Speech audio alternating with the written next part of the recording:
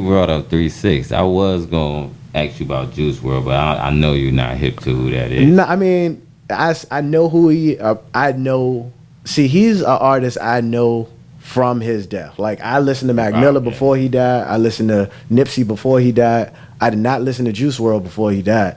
I didn't listen to it after either, to be totally honest. But I now know who he is because of his death. Like, I didn't know who he, like, I heard of him once or twice. Like, okay, well, due to the opioid epidemic, did you ever go through an experience at all? Not, I don't think with opioids, like, or any other type of drug. Yeah, but I mean, yeah, it's called college. Like, okay. And I mean, at the end of the day, like, that's when I was like trying to find out what fun was. You know what I'm saying? You go through. Everybody likes to have fun, but I mean, what is it? How do you know you're not missing out on something? You know what I'm saying? And at that age, that's kind of how I felt. I want to know that I'm having the most fun, and if you're having more fun than me, how are you doing it? Now, I'm not always going to tell you, yes, I'm willing to experience what that feels like, because like somebody could tell you, oh yeah, heroin's super fun. Well, all right, that's cool. You know what I'm saying? I'm going to believe you on that. Right. That's something I'm going to have to believe you on. But you got to draw, like, at some place you draw the line. So like, I don't think opioids specifically. I probably,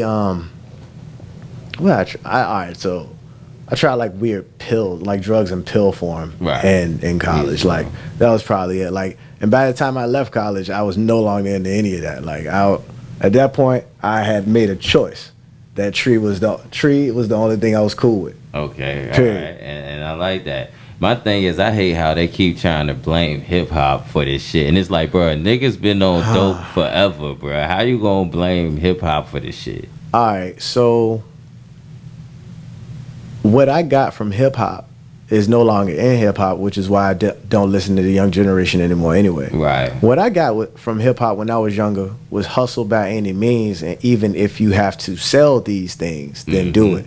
However, then the law changed and they started to prosecute for lyrics. So what people then started to do mainstream was rap about doing the drug. So it's like, did we hypnotize ourselves or did the law do it? Like, but I know you can't monetize it unless you're willing to hypnotize your own people, because what they was pushing was build a business by any means. They don't have nothing but crack in the hood, build a business off crack. Which, I mean, at the end of the day, if I promote 3 types of wellness and financial wellness is one of them, and the only thing around you have to build a business on is something, well, I guess that's what you're gonna have to do. You know what I'm saying? Like, you know what I'm saying, you have to, I guess, survive in whatever environment you're in. That part. So that's why I could still listen to the music, but they wasn't saying, I'm gonna go home and smoke this crack, I'm gonna go home. Like, bruh, Lil Wayne made Lean cool after he kept saying this is all I can run on, but at the end of the day, Lil Wayne had been a celebrity, an understood celebrity for at least 13 years before he even start rapping about that junk, like this is all I do. It was like, this is what I do so I can like keep going, keep my battery going. Okay, cool.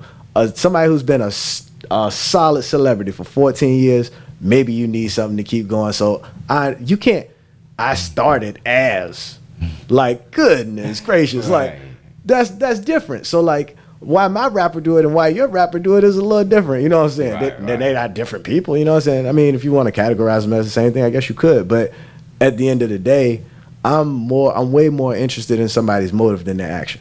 That part, okay.